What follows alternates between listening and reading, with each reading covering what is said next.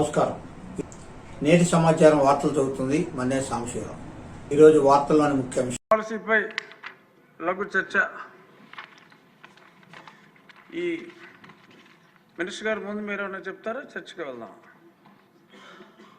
Will go head. Vasantha Krishnaprasad గారు.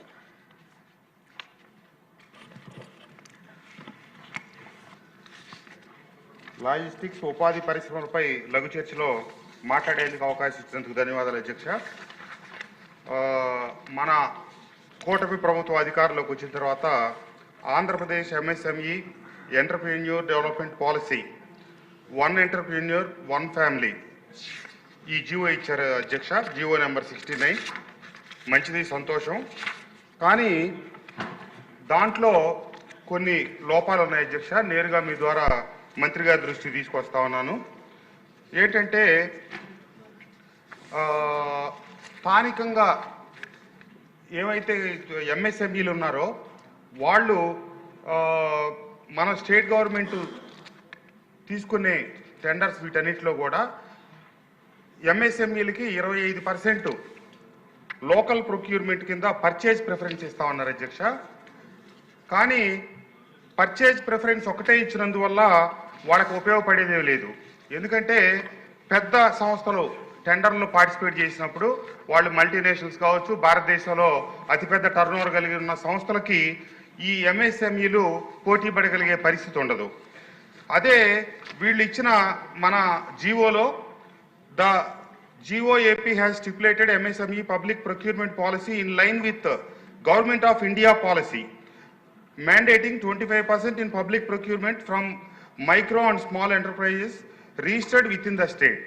ఇక్కడ ఈ సెంట్రల్ గవర్నమెంట్ గైడ్ లైన్స్ ప్రకారం 25% వాళ్ళు ప్రొక్యూర్మెంట్ స్థానికంగా ఉన్నటువంటి ఎంఎస్ఎంఈలకు ఇవ్వాలని, అలాగే వాళ్ళు ఇంకొకటి ఇచ్చున్నారు అధ్యక్ష. L1 ఎవరైతే వస్తారో వాళ్ళకంటే ప్రైస్లో కూడా 15% లోకల్గా ఉన్న ఎంఎస్ఎంఈలకు ఇవ్వాలని.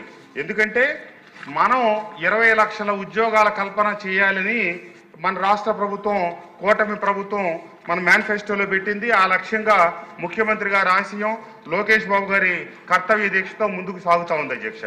మనం పెద్ద పెద్ద పరిశ్రమలు వచ్చే కాకుండా ఇప్పుడు మనం స్కూల్ విద్యార్థులకి సగటున సరాసరి 50 లక్షల జతల బూట్లు కొంటా ఉన్నాం అధ్యక్ష.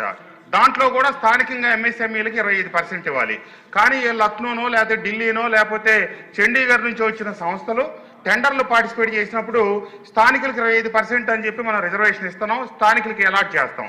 కానీ ఆ పెద్ద సంస్థతో ఈ ఎంఎస్ఎంఈలు చిన్న చిన్న తయారీదారులు ప్రైస్లో కూడా వాళ్ళకి రిబేట్ ఇవ్వకపోతే పోటీ పడలేని పరిస్థితి ఉంది. కాబట్టి తప్పకుండా వాళ్ళకి మనం ఎంఎస్ఎంఈల్లో ఈ ఇండస్ట్రియల్ పాలసీల్లో స్థానికంగా ఉన్నటువంటి వాళ్ళకి ప్రైస్ కూడా ప్రిఫరెన్స్ ఇచ్చి రిబేట్ ఇవ్వాలని చెప్పి నేను అడుగుతా ఉన్నాను అధ్యక్ష.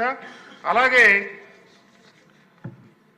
గత ప్రభుత్వం కొన్ని ఇండస్ట్రియలిస్టుల్ని వాళ్ళ చెప్పు చేతల్లో పెట్టుకోవడానికి, వాళ్ళని ఏడిపించడానికి కొన్ని జీవోలు తీసుకొచ్చింది అధ్యక్ష. దాని ద్వారా వాళ్ళు సాధించిందే లేదు. దాంట్లో ఒక ప్రధానమైనది ఏంటంటే 75% స్థానికులకే ఉద్యోగ అవకాశాలు కల్పించాలనేది ఒక నిబంధన.